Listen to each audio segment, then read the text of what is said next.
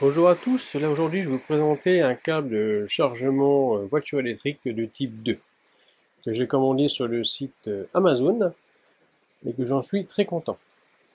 Le prix vaut 139 € actuellement et donc là je vais vous présenter un peu le câble. Donc là le boîtier, la prise à laquelle on branche et après nous avons le câble, un câble de 7,50 m de longueur qui nous permet de pouvoir avoir des bonnes distances pour pouvoir recharger. Équipé également d'un capuchon de protection, ce qui est bien.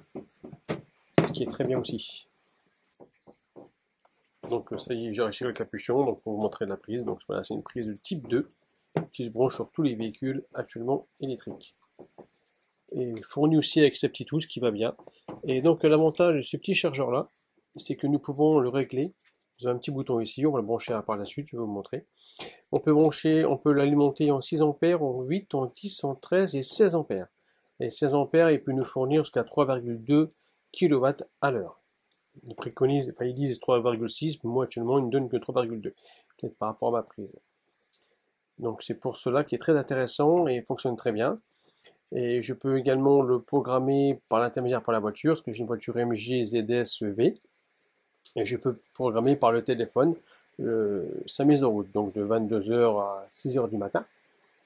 Et toute honnêteté, il se met en pause, il démarre bien, et le lendemain matin, on voit les kilowatts, en plus il affiche les kilowatts qu'on a alimenté pendant la nuit. Donc ça nous permet d'avoir une petite surveillance sur l'ensemble.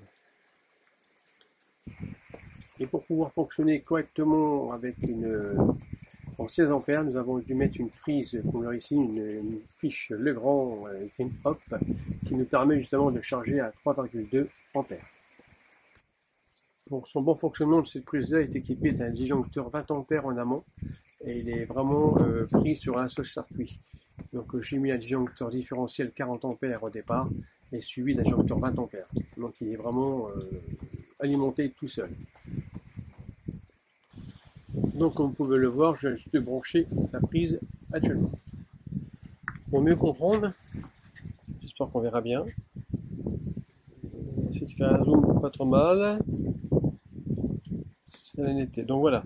Donc là actuellement je vais essayer de revoir comment. Voilà. Nous envoyons ici une avance 16 ampères. Donc là, alors bien sûr, j'ai pas branché au bout, donc je n'allais pas brancher.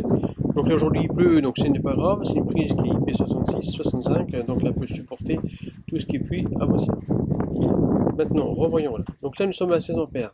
Donc là je peux charger jusqu'à 3,2 ampères. Si j'appuie sur ce petit bouton là, voilà. Donc là on s'aperçoit, bon je ne sais pas si c'est net ou pas net, voilà. Alors là nous allons pouvoir charger à 6 ampères. Si je rappuie sur ce petit bouton, on pourra se charger à 8 ampères, et ainsi de suite, à 10, à 13 et à 16 ampères. Donc 16 ampères, ça permet une charge beaucoup plus rapide, il faut compter environ 3,2 kW par heure. Donc vous voyez que moi je vois bien, je fais de 22h à 6h du matin, et le lendemain matin j'ai consommé 25 kW dans ma journée, et le lendemain matin il n'y a pas de problème, vous pouvez charger. Mais je vais quand même faire l'installation d'une nouvelle box par la suite. Enfin, moi je fais pas mal de trajets pour pallier aux problèmes que je pourrais avoir. Donc voilà, donc là 16 ampères, donc à partir de là c'est réglé 16 ampères. Après on peut brancher directement la prise sur le véhicule et à partir de là on chargera 3,2 ampères. Donc chose importante aussi, il faut d'abord brancher la prise et ensuite brancher la fiche au véhicule. Tout en sachant que le véhicule, bien sûr, il faut qu'il soit coupé, éteint, et on ferme les portes et après on branche. Et après on ferme toutes les portes et tout va bien.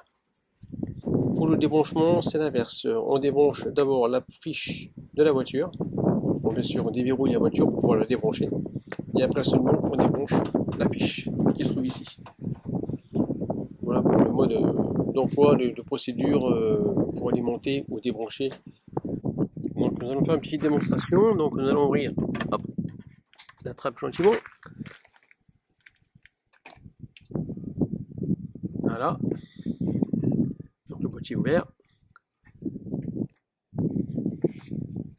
Donc hop, nous allons brancher la prise. Voilà.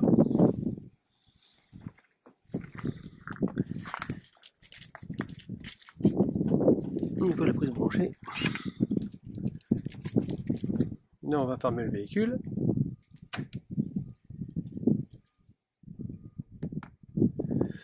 Nous allons repasser.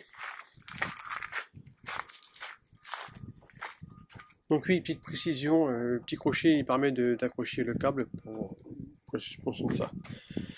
Donc là, actuellement ça va monter gentiment. On va laisser faire, il faut un certain temps avant que ça démarre, normal.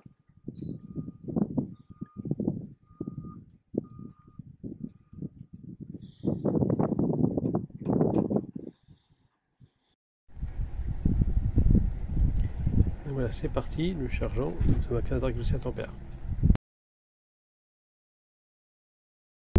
Que la charge fonctionne bien, voilà, nous sommes au vert. Et je vais vous montrer sur l'application, je vais faire une capture d'écran pour vous montrer à combien que je charge actuellement.